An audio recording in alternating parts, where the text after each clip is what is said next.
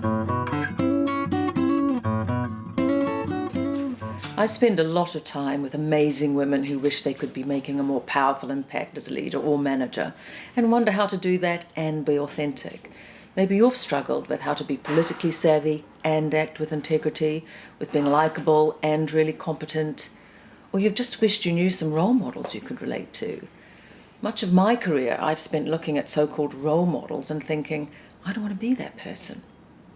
Look, there's not a CEO, man or woman, I've worked with over the last decade who is incredibly frustrated that they can't bring more of their talented women through into senior leadership roles. 20 years ago, we were making the business case for more women at senior levels. That job is done.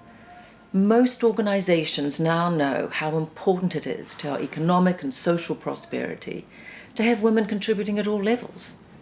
Today, it's more about how we accelerate it, how we can throw a light on the more subtle barriers in organizations and in ourselves, and come up with new strategies for thriving there. So my interest these days is in working with women to help navigate today's leadership world. I spent a lot of time crashing into the furniture in the dark in my career, groping around for the light switch, trying to be the best leader I could be. And it took me a while to figure out that maybe the room wasn't really designed for me in the way I thought it was.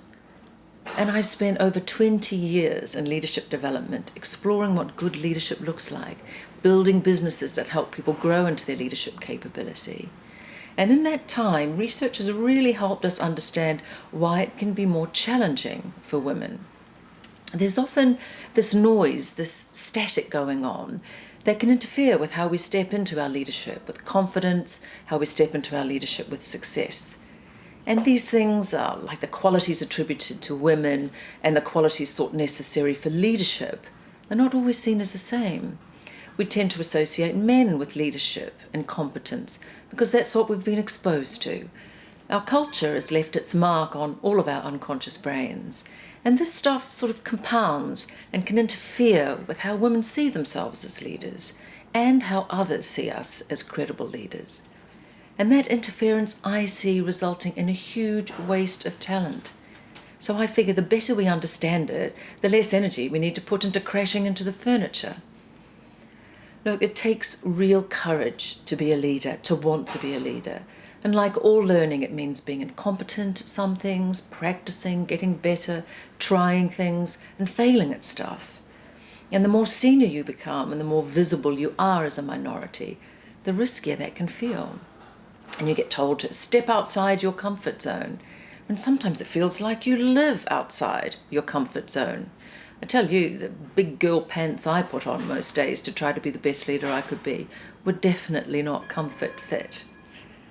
But I also know what it feels like to be in the zone, to be working with and for good people, having great people work for you, knowing you're making a difference.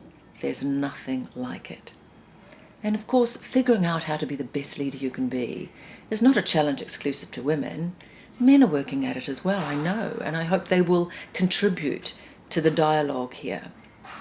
Yet what I do know, and research has demonstrated, is that stepping into leadership as a woman in an environment where the models of leadership are still very male, it can be tricky. And that does not mean we are victims, but it does mean that to become really skilled as leaders, we might just need to look at our development through a fresh lens. And this isn't about political correctness. What a lazy hiding place that term is. And it's not about learning the rules of the game. My career has never been a game.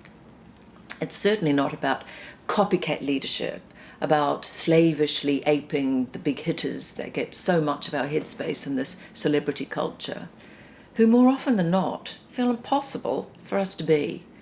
I'm interested in helping make things possible. And anyway, people want to be led by real people, and that's okay. Every day as leaders, organizational life delivers landmines and roadblocks and ambushes that we need to navigate. We don't, as women leaders, need any more. So maybe if we understand the landscape better and ourselves better, we can build our leadership capability with more confidence. So, I would like to help you tune out some of that noise and tune into being your best leadership self. Have a look around. Let me know what you think. Get in touch. Because I absolutely believe it's never been more important that every leader on this planet is working on being the best leader they can be.